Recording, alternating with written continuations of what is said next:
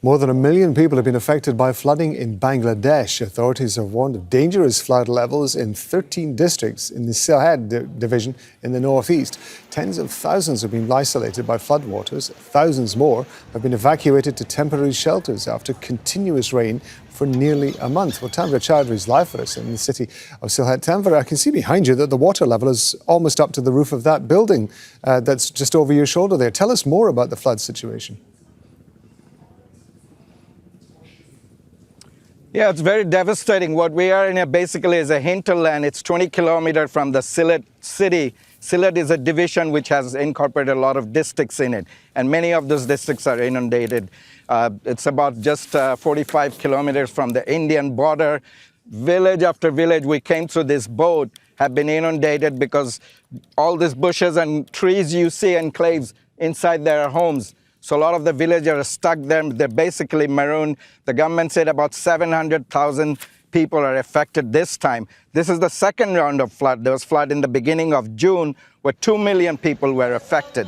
So this flood is very devastating. It's not just the monsoon rain. It's the water coming from the India's northeastern state of Assam and Meghalaya, which flows through Bangladesh, through the valley, into the river system in Bangladesh, and eventually to the Bay of Bengal.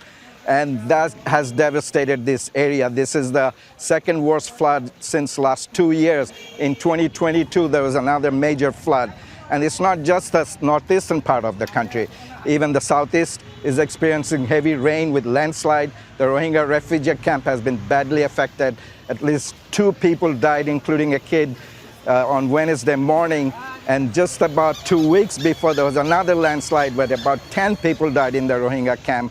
And in the other parts of the hill tract district, there's been devastating landslide, damaging many homes. And also in the north of Bangladesh, there's heavy flood because of the Tista barrage in India. They opened the floodgate.